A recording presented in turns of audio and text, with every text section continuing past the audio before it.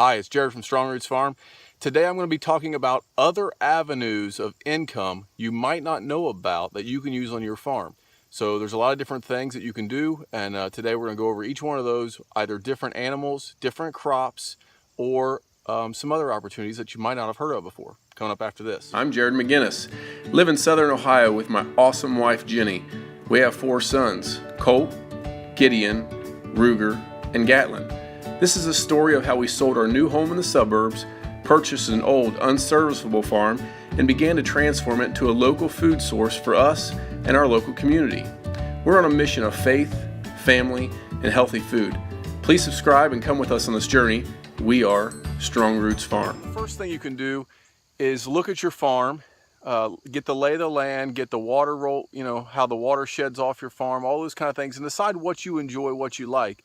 But if you already have a farm established, start with that, okay? So start with what you've got and say, what can I stack? So the first thing I'm going to talk about is stacking fiefdoms.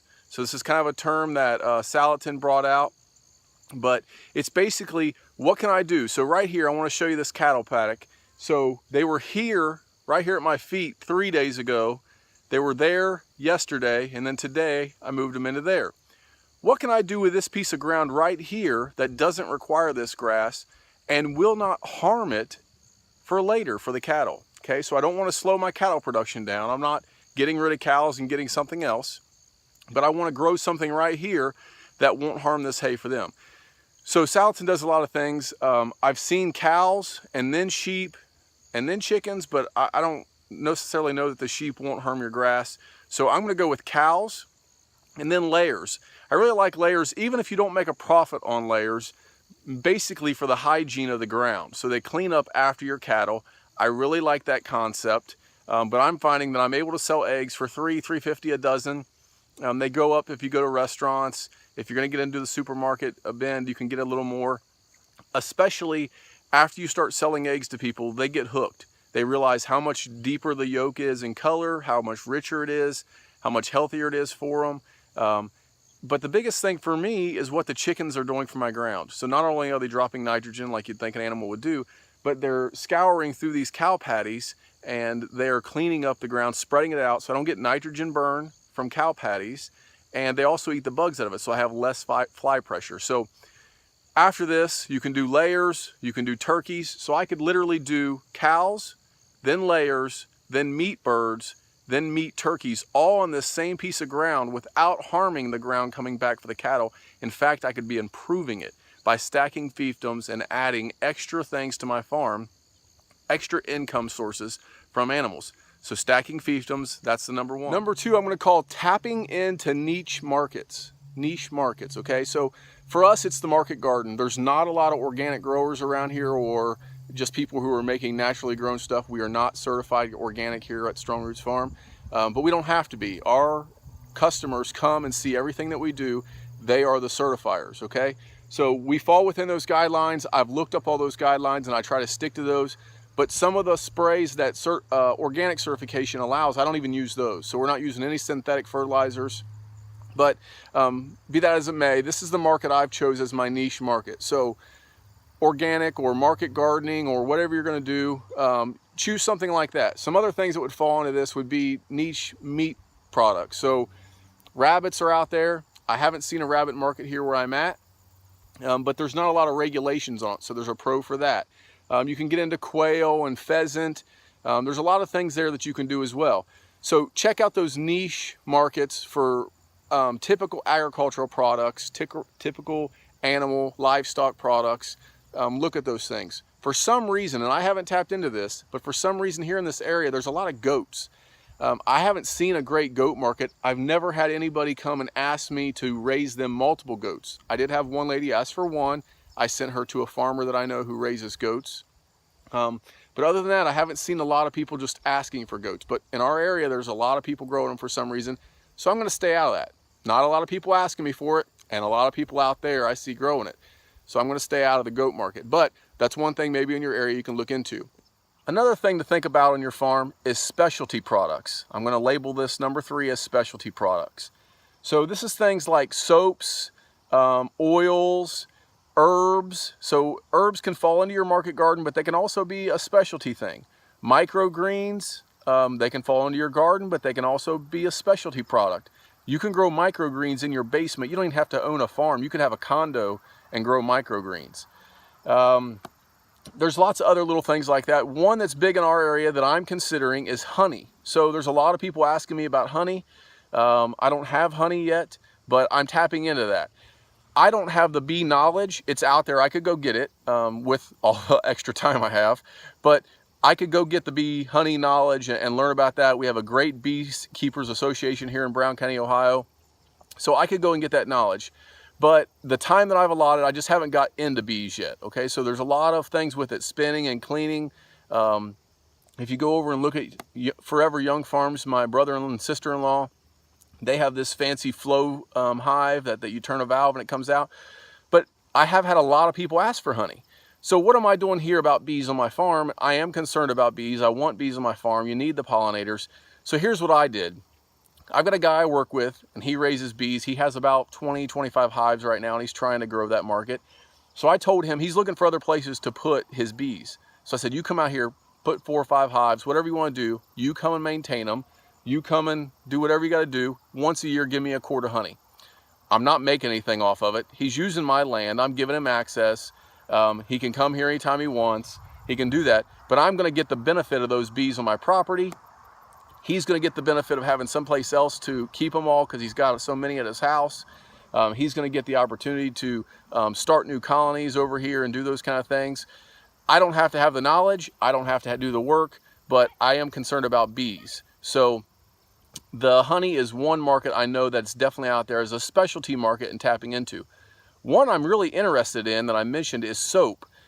It's not going to be profitable, I feel, by my numbers that I ran, but it seems really cool to me. I'd like to learn to make my own soap, mainly because I bought a $4.50 bar of soap from a farmer's market, and it was absolutely awesome. I don't know why. It had sawdust smell, kind of manly. I like that, and it was really cool. I just did it to support them, okay? So I bought this soap to support her. It was not worth $4.50 when you can buy Dial for 69 cents. But it's something you can get into. I liked it. It was really cool. I like to do it for myself, but I don't see myself becoming a soap farmer. So specialty niche markets there, specialty products that you can do on your farm. That's number 3. Number 4 is agritourism. So I didn't hear that term till about a year ago. It's even been talked about at the Ohio State University. Some people have talked about it. But agritourism is kind of a growing market that you can have for your farm. This is where your farm becomes a tourist attraction. Kind of makes sense. So you can have special things on your farm. You can have walking paths. You can have special things that they can look at. And we're doing a lot of that here. We have a lot of people coming by. We have people coming to look at our garden. You know, we let them pick stuff. We sell them stuff. It's a good opportunity to sell stuff as people come to visit. It's also a good opportunity to just get people familiar with your products. So they might not buy anything, but they go home and talk to Aunt Sally or Uncle John, and they talk to him and they're really interested in buying. So agritourism can be beneficial in both ways. One thing that we will get into as we build our aquaponics greenhouse, which is kind of where I got started in this farming atmosphere of thinking about becoming a farmer, was aquaponics. As I build our 5,000 gallon system in a greenhouse over here, I really want to have some agritourism. Not necessarily for a huge profit, but I really want to use the education of it. It's really a cool science. It falls, into chemistry, into biology, the circle of life. So from 5th grade through high school, kids can come and learn whatever they're learning in their science class. They can learn a lot of that earth science, health science things, chemistry, right here in that greenhouse. I think it would be a really cool opportunity to have buses of kids come out here and see some stuff. Ag classes, things like that. I'm kind of interested in that. So agritourism is number 4. Number 5 is special events. So you've seen these pumpkin patches where you have pumpkin patch days.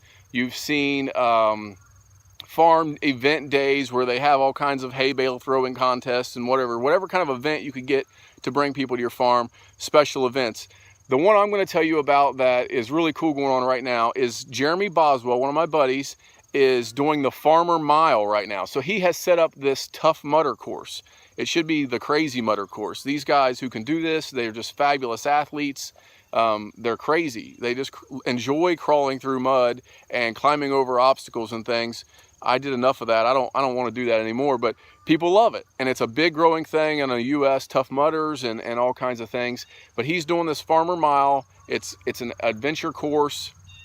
It hasn't destroyed his farm. He's doing it through the woods and through his lanes. So you really don't have to tear up your farm. It does take a little bit of an investment of time and money. So he has put a lot of money and effort into this, but the course stays year after year. It brings in people. People get to see his farm.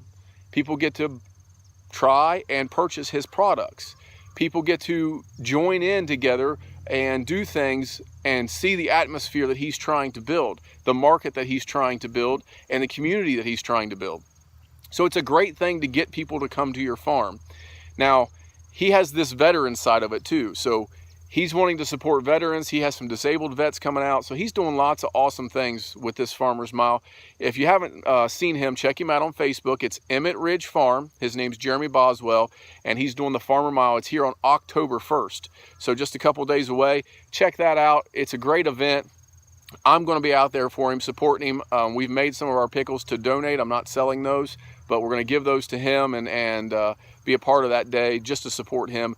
It's really an awesome thing. So number 5 and the last one is special events, you know, Tough Mudders, Farmer Miles, pumpkin patches, those kind of things, whatever you want to do. Berry picking days. Some people do shrimp harvest that live close to us here. So special events, that's number 5. Those are the 5 things that are out there right now that you can stack on top of a farm that you're currently doing, or that you can say as you start your farm, you can get into. Most of these things will not require you to stop your current production. It will only be stacking income, stacking events, stacking your market. That's what I like about all these things. So I hope this helps you out. Keep growing your own, keep doing what you got to do. Tell your mama and them, please check out Jeremy Boswell, that Farmer's Mile, man. This is a guy after my own heart.